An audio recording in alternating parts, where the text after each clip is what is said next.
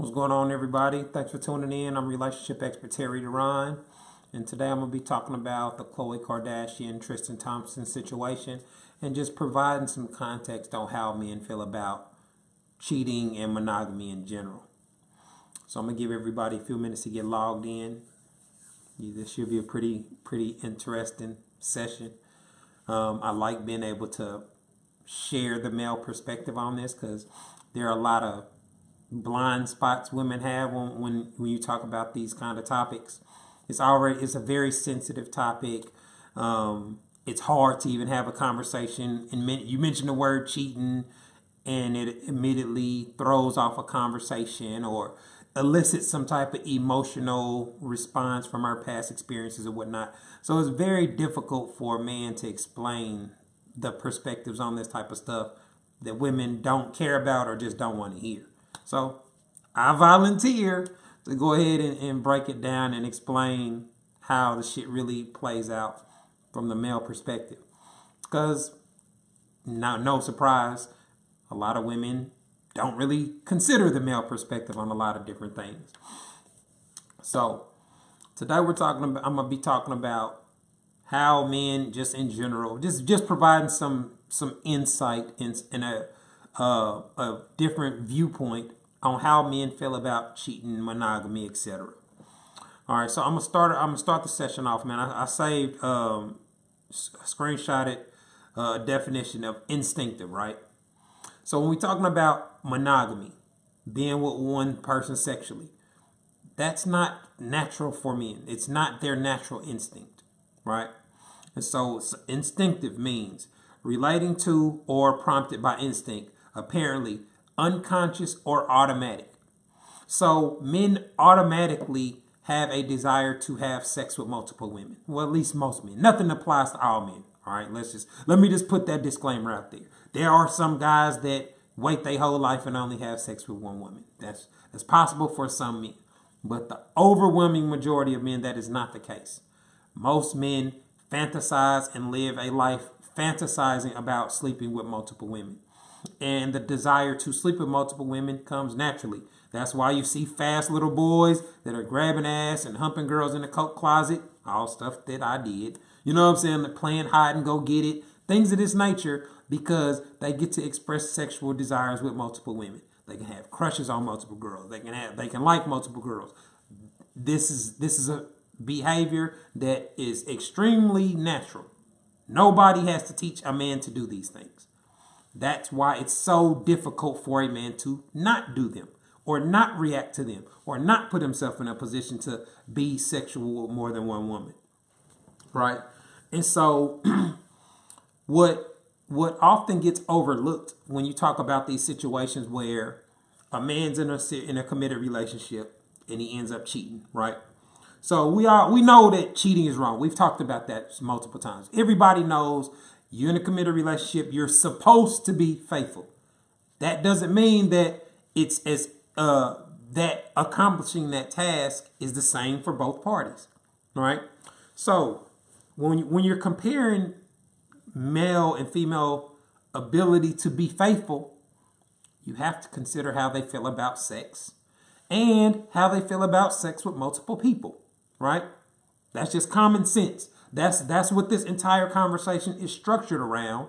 So the fact that men and women have drastically different feelings about sex and cheating in relationships has to be taken into consideration, at least if you're going to talk about it from an intellectual level. If you just want to talk about how things should be or it's wrong, I don't want to hear nothing else, then you can have that perspective. You can log out. You don't need to listen to the rest of the video. But if you're trying to really get some understanding of how men put themselves in this predicament, how and why they go about it, why they feel this way, why it's so difficult for men to cheat, why it doesn't mean that he doesn't love his girl or doesn't care about his relationship, you have to actually think about all these things from his perspective, right? Men already know women want faithful, monogamous men. We know that. That's an easy thing to understand. And that's reflective of how women feel about sex. Most single women that have the freedom to go fuck and suck whoever they want often go months or years without fucking or sucking anybody. Right?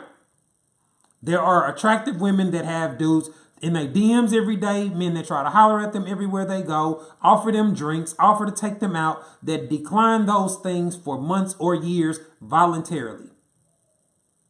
Right? That lets you know how they feel about sex. They can get dick whenever they want it. They choose not to. They can get their pussy ate whenever they want to. Choose not to. They could go fuck a group of friends. Choose not to. Right? So all these decisions and actions are indicative of how women feel about sex. That's why when we talk about cheating and a woman cheating, it's viewed different than a man cheating. You have a drastically different value on sex than men typically do. Because think about it. You got a single man and a group of 3 attractive women want to have have an orgy with him. How many men are declining that? But we reverse it. We got the super attractive women and 3 homeboys trying to get her to come let them run the train on her. Is she likely to accept that? No, she's not. So you can just take simplistic situations and see how the average man would respond to it and how the average woman would respond to it and see that there's a drastically different perspective on and value placed on sex and having sex with multiple people. This is not just an assumption. This is not just something that I'm making up. You can observe female behavior and see that they value these things. That's why they don't like being seen or viewed as being a hoe. That's why they care so much about their reputation, etc. Right? And so when you're talking about men generally don't feel like that. Men don't have any problem sleeping with multiple women, sleeping with friends, sleeping with more than one woman at the same time. All these type of things are perfectly fine from a male perspective. And so now when we're talking about a man that feels this way, being in a committed relationship, he's keeping track of all the pussy he's passing up. He's keeping track of all the opportunities that he's missing out on for the sake of the relationship, that he's doing out of love, that he's doing to try to make the woman happy, to try to give her what he wants. It's damn near impossible to not think about it because he still has single friends. He still sees other women he would like to fuck. He still thinks about the things that he thought about before he was in the relationship. So it's impossible for him to not think about that. And so when you put some context on to what his single lifestyle was compared to what he has to do to be in a committed relationship, it explains why men can make these silly decisions or sexual decisions that on the outside and just based off a logical standpoint, it makes no sense. But when you put context on what it's like for him to struggle, let me block this dude, man. Let me get him off my page, man. Let me hide video from him. I'll get him out of here. Yeah, I can tell he's trolling. I see the long comments. All right, so well, when we're talking about a man that is being in a committed relationship, I talked about number count a while back. If a man sleeps with 15 women a year and he been with you and he been faithful for 18 months, that's 22 or 23 normal women that he would have normally slept with. So even if he does get caught cheating, he gets caught on that one woman, he's going to be looking at it like, yeah, I know I shouldn't have done it. But that's 1 out of 24, 1 out of 25. He's not going to look at it as if it's the worst thing in the world because he's looking at it from, I could have been fucking and cheating on her the whole time. I could have not been faithful for those 18 months. He's going to have all these thoughts about what he could have done and the decisions that he made, he chose not to do because of his relationship. And I get it. Women say things like, you don't deserve a badge for doing what you're supposed to do. That's easy to say when you naturally only want to be with one person. It's easy for you to have that dismissive perspective where you're not even considering what it's like from his perspective because you don't feel that way. You don't fuck 15 dudes a year. You're not thinking about all the dick. You pass up dick your whole life. You've constantly been able to pass up dick. So for you to compare that to somebody, men don't have to go their whole lives passing up pussy. So that's why when y'all just dismiss it, when you just dismiss the male perspective, like y'all do, whenever a man says something like this, it's not accurate. Most men can't bring this shit up when they get caught cheating. Tristan Thompson can't be talking to Khloe about how he passed up 4,000 opportunities to fuck other chicks, other celebrities, other rich women, other chicks in other countries around the world. He can't bring up none of the pussy he passed up. See what I'm talking about? So when a man's in this predicament where he got caught cheating, he has to restrict his thoughts. He has to try. He got a baby on the way. He can't just say, well, fuck it, let's break up. Let's move on. Do you think it's going to be all good if Khloe's just going to be like, all right, cool, let's just co-parent. Co-parent as fair and nice as possible. No. She's going to do petty shit. You know what I'm saying? Like, she's going to do things to hurt him. We see shit like this all the time. Let's not act like that's not the typical response that he's going to get from a woman that he cheated on. And so the perspective of what a man passes up in the name of love or for the sake of his relationship is completely ignored by women. Completely ignored. They don't even want to talk about that. You should be faithful anyway. And that's it. Like I said, it's easy to do when that's what you naturally do. You're not naturally fucking multiple men a week. You're not naturally fucking multiple, you know what I'm saying? Like several men. You're not naturally going out with the intent of getting new dick.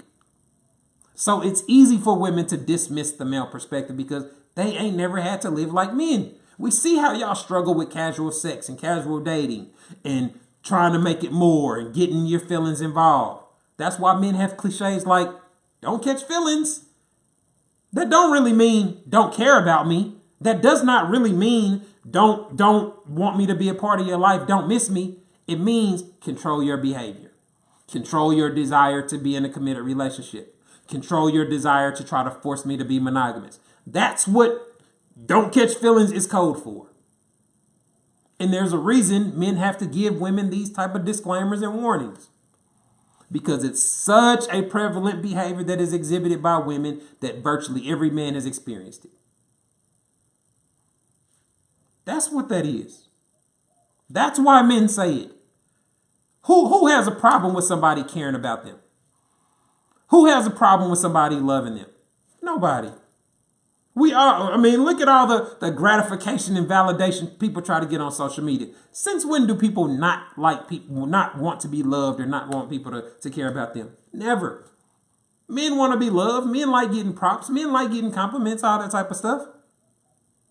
So what would make men have to all unilaterally come up with a phrase that they tell women?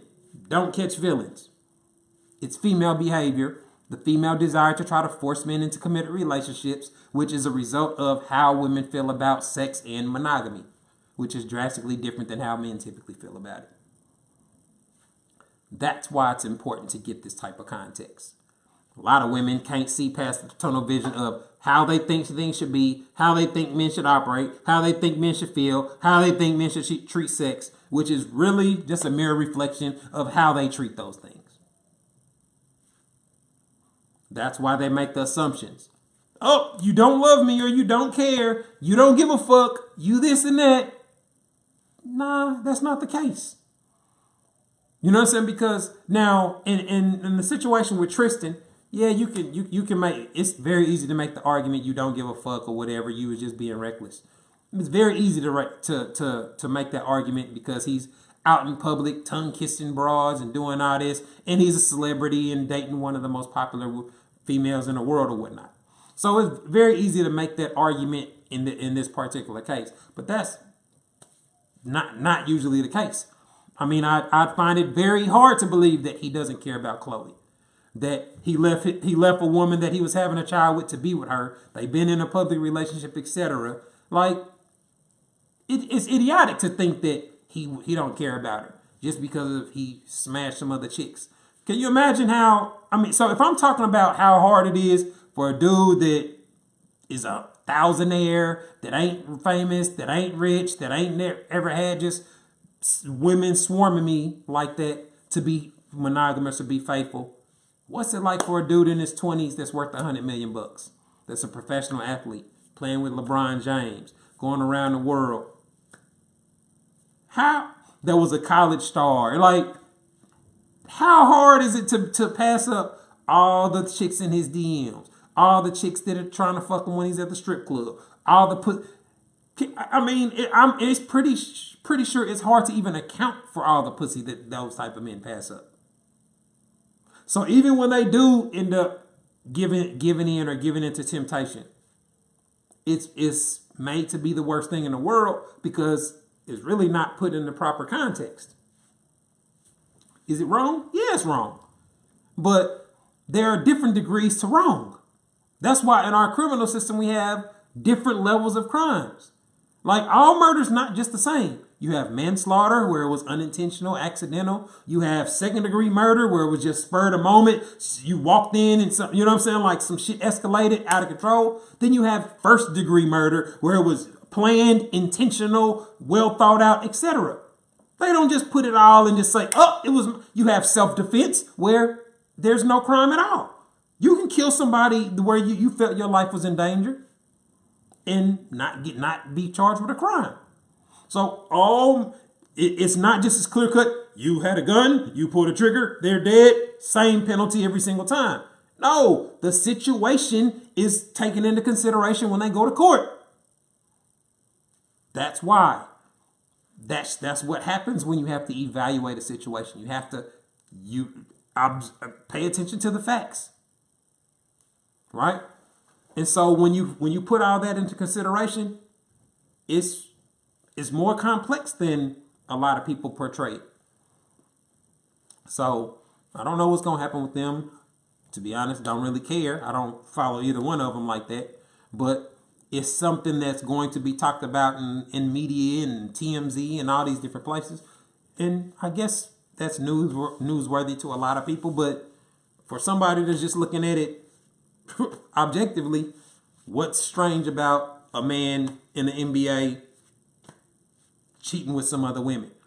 Now, I was talking to some guys in my DM, and I got a couple questions. Like, this is another aspect of it that guys can never really say, right? The cheating while your girl's pregnant. That's obviously the worst thing ever from the female perspective, right? You carrying this baby, he said he love you, so he already shouldn't cheat, but doing it while you're pregnant is worse, right? But from the male perspective, there are some logical reasons why that happens. One, women, for a lot of men, are not as attractive when they're pregnant. Like, yeah, it's great that she's carrying the baby and all that, but sexually, that is less appealing to most men. Oh, the way that a woman looks when she's pregnant is not as appealing to women when they're not pregnant to most men. Secondly, a woman being pregnant has to alter the sex. She got to lay on the side. She can't do what she normally do. So that impacts the sex life.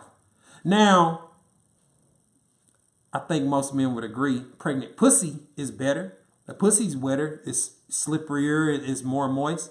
That's a benefit to it. But overall, it can be hard for some men to have sex with their girls while they're pregnant. They don't want to hurt her. They don't want to put their weight on her. There are some mental blocks and some visual blocks to sex with a pregnant woman from the male perspective. You just can never say that. You can never say, man, I be horny, but then when I look at your stomach, it make me not turned on. You really can't tell your pregnant girl that. You know what I'm saying? Like, so the reality of it is men cheating while their girl is pregnant logically has some reasoning behind it. What if he's not turned on by the way she looks pregnant? Her face is fatter, her legs are fatter, her hands are fatter. Yeah, in a real world where that doesn't matter, you can say, well, that shouldn't matter. But dicks don't know that. His dick's not arguing with him about how it should feel. It's responding to what it sees and how he feels about it. So if he's struggling to maintain an erection with his pregnant girlfriend, and he's super horny when he's around this chick that's throwing pussy at him, and he's drinking, and they taking shots, and Doesn't it make sense why that could possibly happen? Isn't he more likely to give into the temptation, seeing that he's in a unnormal situation with the person that he's supposed to be committed to? Those are the type of things that men can't share with women. Those are the type of brutally honest perspectives that will get you look like you're an asshole, or like you said something that other men don't think or other men don't experience or deal with. Because a lot of women can't handle the truth. They want to be told you're so beautiful, you're glowing because you have a baby inside you. Like, they want to have this romanticized version of pregnancy and version of love and that's not the practical application of these things. You know, like a round woman that's not as attractive, that matters to some men. It's a reality. It's part of the reason that men cheat when a girl's pregnant. It's not an indication of him not giving a fuck about the baby or not loving her, and none of the assumptions that automatically get placed on it. So I just see you'll get caught. You're making excuses. You're making excuses.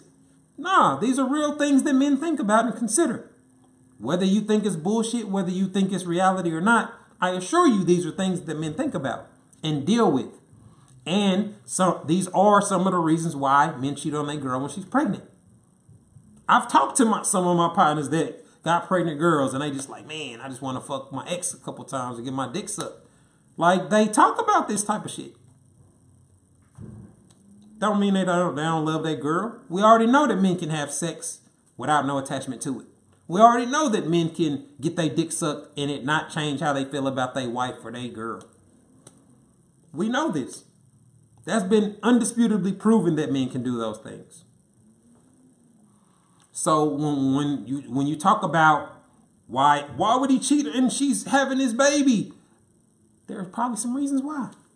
There are probably some reasons why it was harder for him to resist. Why he wasn't able to handle the situations like he did in the past or in prior situations. All those things have to get talked about or thought about. And if you really want to understand. Because when y'all get cheated on, y'all say, why? Just tell me why. Tell me why you chose her. Tell me how you could do this. But then when you explain why or how, or it gets called bullshit.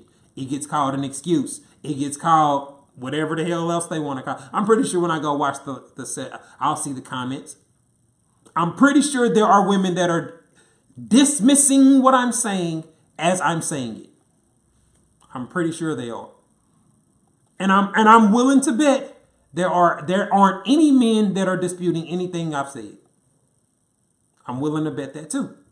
Because everything that I've said has been 100% authentic. It's been real. You know what I'm saying? Like, that's just the reality of it. That's how dismissive women are of the male perspective. They dismiss it as it's coming, no matter how intelligently it's brought, no matter how many examples are given, no matter how realistic it is, they give zero fucks about the male perspective. It's bullshit to them. That's the reality for a lot of women. That is the reality, and that's what men deal with. Women really don't care what men think or feel. And that's why the men that tell women what they want to hear will always be able to take advantage of y'all. The same women claiming they love truth, they love honesty, call it bullshit when it's told to them and it's something they don't like. The same women that say they hate liars, the same, you know what I'm saying, like this exact same women will criticize or dismiss the male perspective when it's given to them and it's honest. They prefer to be told the fairy tale. They prefer being told what they want to hear. And that's represented in the behavior that we see them exhibit. Tell me where the lie is. Tell me what I said that doesn't represent what we see. It's all the same. It's all consistent with how women feel about the male perspective. That's why they're on my page every day telling me to give a woman perspective. Thousands of pages give a female perspective. They come to instead of spending their time on those pages every day, they're on one of the only pages that give a male perspective, telling me I should be talking about the female perspective. or arguing with me about the male perspective, trying to discredit or disprove the male perspective. Why not just go to the thousands of pages that post what y'all want to hear every day? Think about that.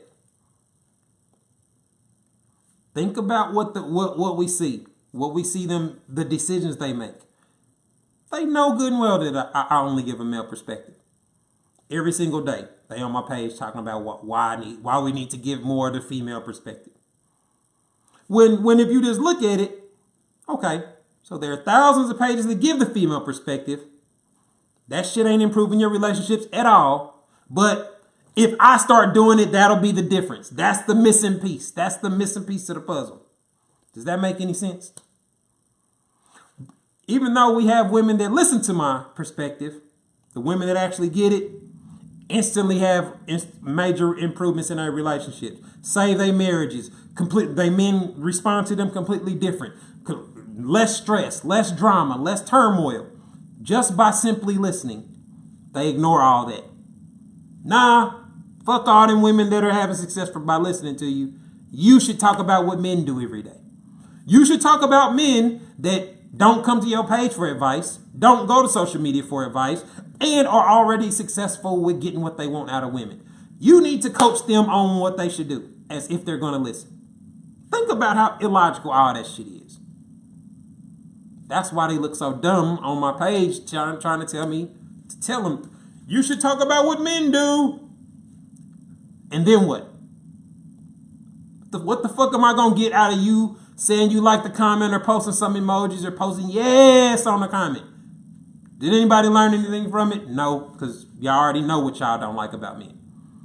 Did that help anybody's relationships improve? No.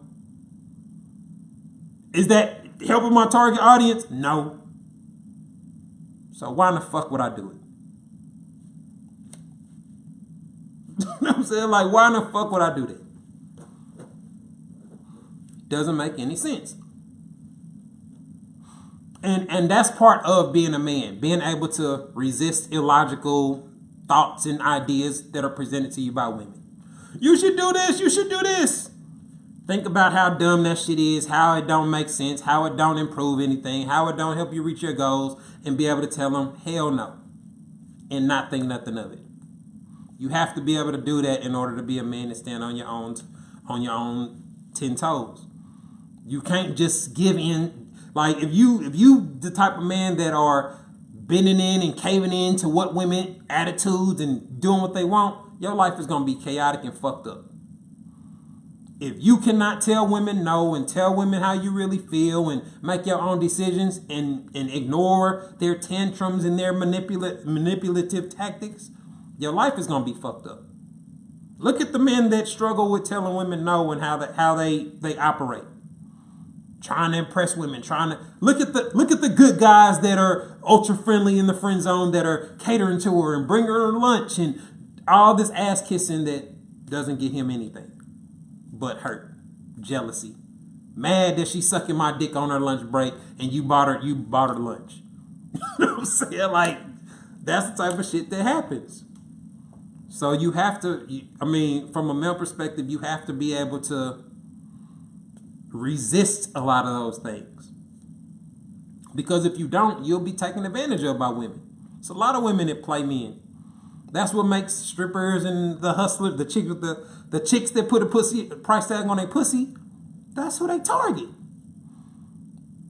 Men like me don't really pay for pussy. So that don't work on guys like me. So what advice would you give to Khloe now? Man, I don't really know how to tell a woman to get over cheating or how to deal with it. I don't know. I just try to talk her out of some of her assumptions. He just doesn't care. I'll be like, well, that's not necessary. You know what I'm saying? I'll be trying to correct her assumptions. He doesn't give a fuck. He doesn't love me. You know what I'm saying? Like, I'd be trying to talk some sense or talk her back to reality, but I don't know what to tell a woman. I'm not a woman. You know what I'm saying? Like, so she's gonna think and feel how y'all feel. I don't know what to deal with it. Please write more on men's mentality on women and how women should behave. It's not necessarily how women should behave. I talk more about how women shouldn't behave. I think you learn more from learning about what doesn't work or mistakes other people had, and so that's typically what I try to talk about. And I think that helps steer the conversation in a way that women that want to learn can, and those that just want to argue can argue. So I just wanted to clarify some of the misconceptions and provide some insight on how men really feel about cheating and monogamy and how these type of situations actually play out from the male perspective.